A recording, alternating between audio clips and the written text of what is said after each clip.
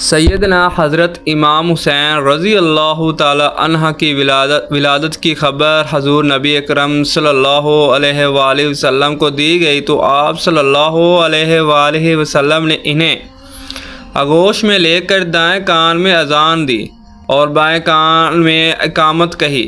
آپ نے زبان مبارک ان کے منہ میں ڈالی اور کھجور چبا کر اس کی گٹھی دی اور حسین رضی اللہ تعالی عنہ نام رکھا۔ سر کے بال منڈاوا کر اس کے برابر چاندی صدقہ فرمایا۔ 7 دن گزرنے کے بعد 2 مینڈے ذبح کر کے عقیقہ کیا۔ سیدنا امام حسین رضی اللہ تعالی عنہ شکل و صورت میں حضور صلی اللہ علیہ وآلہ وسلم سے مشابہت رکھتے تھے۔ آپ رضی اللہ تعالی عنہ کی کنیت عبداللہ تھی۔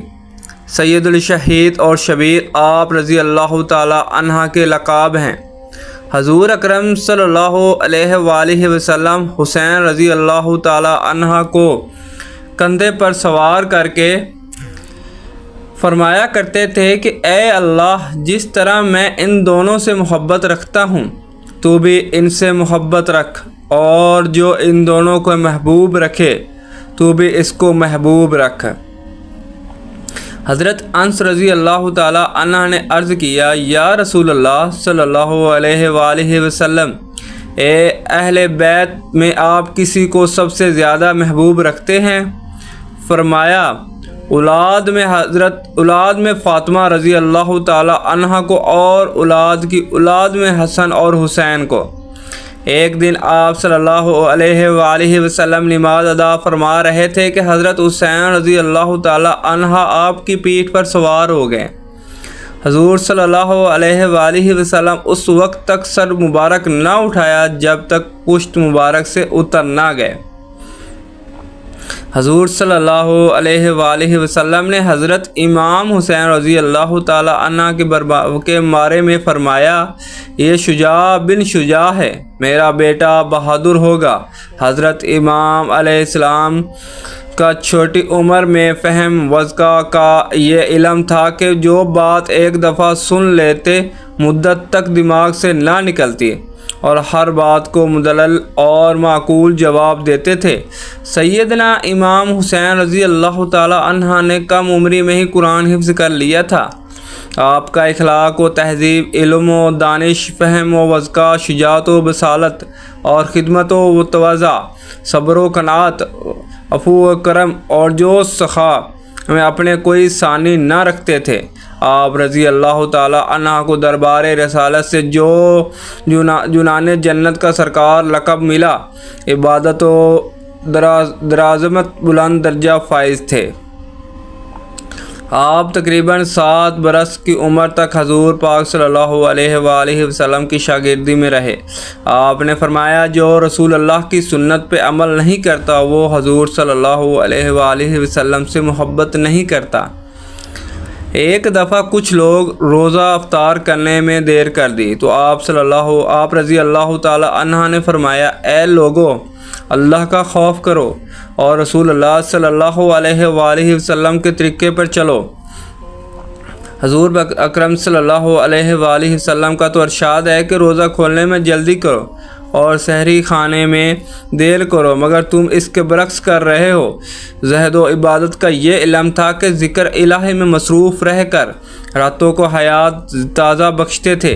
آپ رضی اللہ تعالی عنہ کی عادت مبارکہ تھی کہ جب کوئی مصیبت یا مشکل پیش آتی تو فوراً نماز کے لیے کھڑے ہوتے اور اکثر تو نوافل ادا فرماتے۔ بعض اوقات نماز عشاء کے بعد پوری رات عبادت گزارتے، فجر کی نماز پڑھ کر تلاوت فرماتے، پھر تھوڑی دیر کے لیے سو جاتے۔ آپ رضی اللہ تعالی عنہ یہ پیادہ 25 حج کیے۔ فرمایا کرتے تھے کہ پیدل چل کے حج کرنے سے زیادہ لطف اور زیادہ ثواب ملتا ہے۔ حضرت امام حسین رضی اللہ تعالی عنہ کی زندگی میں کوئی واقعہ ایسا نہیں ملتا کہ آپ نے کوئی فیصلہ یا کوئی فتویٰ کتاب و سنت کے خلاف دیا ہو۔ آپ علم و عرفان کے گواہ رہے اور علوم الہیہ اور نبویہ میں بلند مقام رکھتے تھے۔ آپ رضی اللہ تعالی عنہ سے سوال کیا گیا کہ بعض لوگ آپ کے سامنے گستاخی کرتے ہیں اور تش روائی سے پیش آتے ہیں، مگر آپ رضی اللہ تعالیٰ ان سے کوئی مواخذہ نہیں کرتے تو فرمایا میرے نانا نے اس کی اجازت نہیں دی، یہی سبق دیا ہے کہ لوگ سختی برتیں تو تم نرمی برتو، پتھر بنے تو تم موم بن جاؤ۔ آپ رضی اللہ تعالیٰ عنہ نے اپنی ساتھیوں سے فرمایا ہم نرمی کے پہاڑ میں پگھلتے ہیں مگر اپنی جگہ سے نہیں ہلتے۔ حضور اکرم صلی اللہ علیہ وآلہ وسلم نے ہمیں یہی تعلیم دی ہے۔ آپ بے حد سخی اور مخیر تھے، احسان و مروت سے پیش آتے تھے، محتاجوں کے لیے اپنا دست کرم دکھلا دیتے تھے، فضول خرچی اور اسراف سے منع فرماتے تھے۔ آپ رضی اللہ تعالی عنہ مہمانوں کے تواضع اور خاطر مدارت فرماتے تھے۔ مصیبت کے وقت صبر کرنا اور مصیبت کے اوقات یاد دلاہی میں گزارنا آپ کو شیوا تھا۔ خلیل تھے، دوسروں کو خلق اختیار کرنے کا درس فرمایا کرتے تھے۔ نہایت جری، حوصلہ مندی، رساخ العزم اور نڈر تھے۔ اللہ کے سوا کسی کا خوف دل میں نہ رکھتے تھے۔ کوئی ارادہ فرما لیتے تو پہاڑ کی طرح مضبوطی سے اس پر قائم رہتے۔ بات جرأت مندی سے کرتے تھے۔ دشمن سے کلام فرماتے تو بے باکی دکھاتے تو جو بھی رائے دیتے وہ نہایت ہی صائب اور پختہ ہوتی۔ اللہ پاک ہمیں عمل کرنے کی توفیق عطا فرمائے، آمین۔